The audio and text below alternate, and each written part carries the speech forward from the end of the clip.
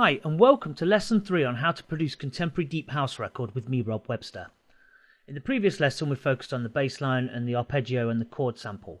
Now what we're going to do is we're going to move on to adding some vocal samples.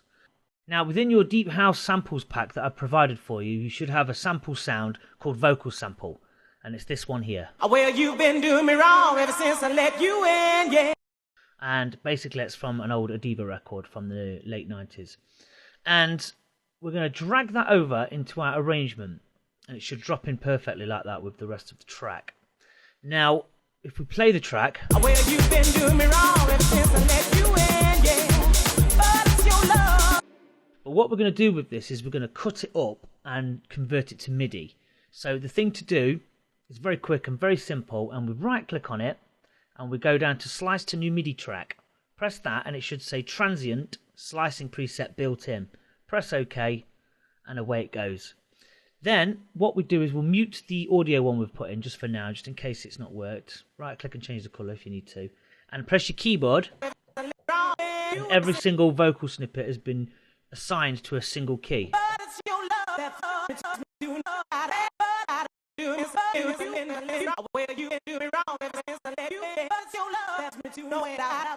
Okay, so what we'll do is we'll delete the MIDI pattern they've put in, and we can now get rid of the audio one. So what we're left with is, as I say, the MIDI version of the vocals.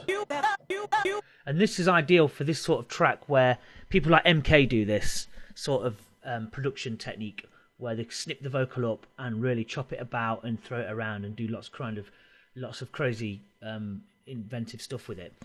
So you're probably going to end up getting a very different result to what I do, because I'm going to press a few notes and come up with a little kind of groovy pattern with it. This really is quite subjective, so you could do your own thing or you could follow what I do. Now all I'm going to do is I'm going to play some of the notes that are in key with the bass line. So I'm going to be playing a lot of keys within the G minor chord. So B flat, G, F, C, D. I'm going to press all those keys and I'm just going to mess about and come up with some sort of little riff. And as I say, you guys just go away and just really go to town with this and cut it up as much as you like, because it's just going to be for the build up of the track, and then when the drop comes into the track we'll probably add a few more. So let's go from there. So the first thing to do is to just find out your keys. So on mine it's going to be the G, the B flat, the C, the D, and then the F. That's playing 3 Fs. That's playing the first octave, the second and the third octave. Stuff like that. So I'm going to play away and I'm going to come up with a quick riff. You can copy this if you like, and I'll highlight it on the screen for you. And then I'm going to add a little delay and a bit of reverb to it to give it some colourful character. Okay, so here I go. Let's see what I come up with. And see if you can follow. If you can't follow, don't worry about that. Come up with your own riff.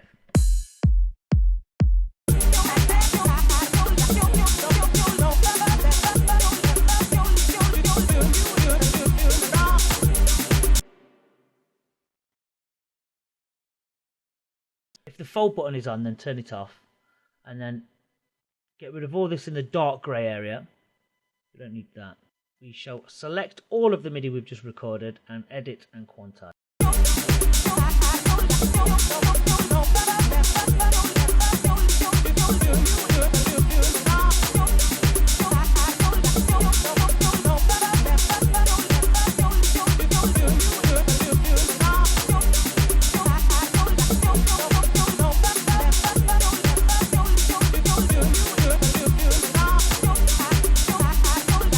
See, I'm not quite happy with that, so basically I'm just going to mess about and move some of the notes around onto selected notes, just see what comes up. So I don't like that one, so let's pull that onto the D there.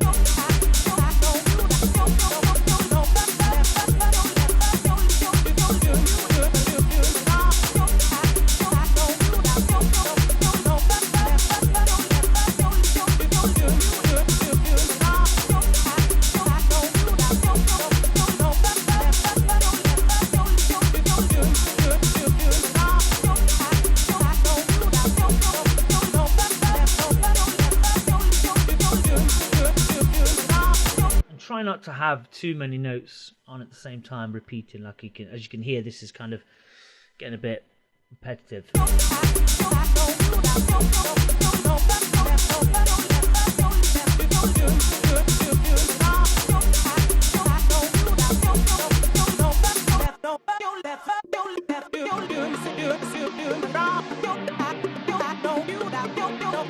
what I'll do is I'll add a delay to it now, where what I did in the previous lesson, where I added a return on the concert hall so that we could have a bus channel sending over the effects to your sound. So if I turn up the reverb on bus send A,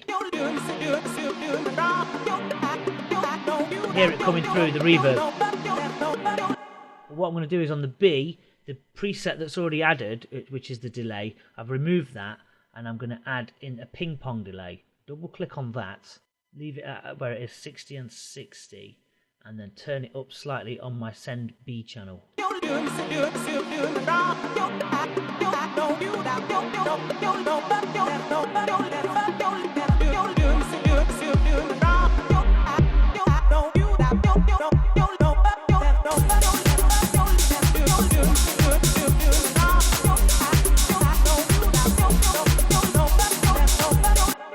I'm not too keen on that second section, so I'm going to delete that and then select that and repeat that, because that's quite nice.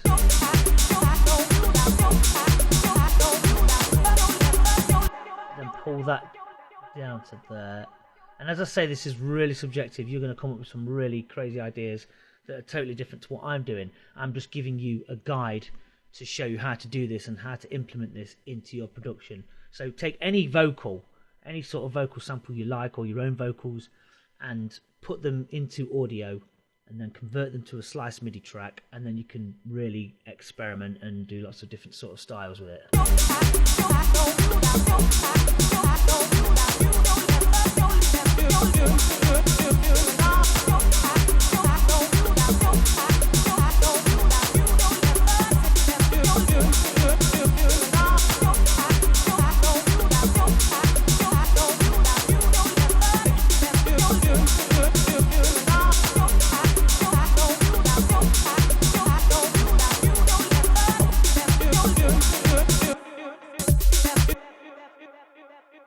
Too far down with that.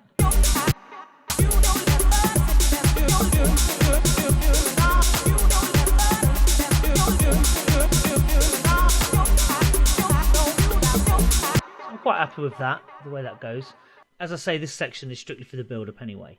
So, as I say, experiment with it, see what you come up with, and take it from there. So that really is that little department covered.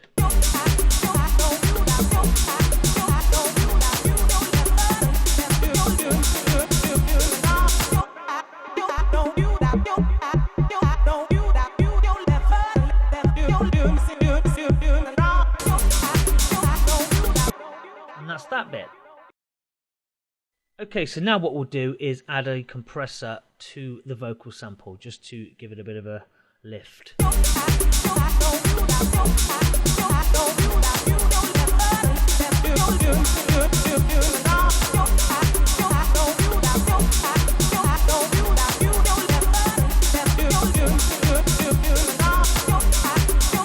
And all you need to do there is just grab a compressor and select this little button here, and you can see the ratio screen, and just lift it up slightly, just bring the threshold down, just to give the vocal more appearance in the mix.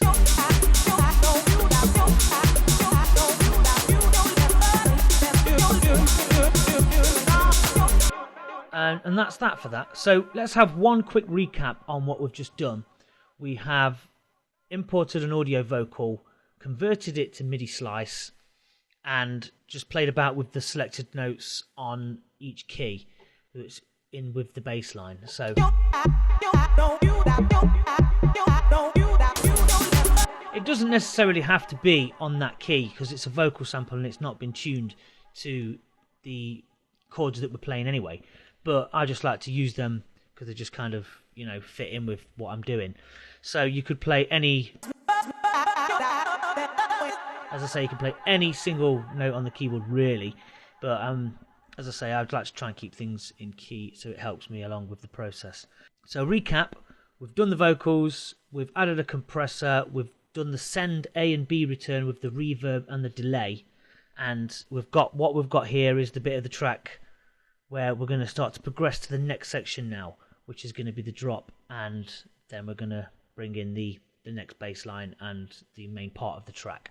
So thank you for watching. Any questions, please email me and I'll respond within 24 hours. Goodbye.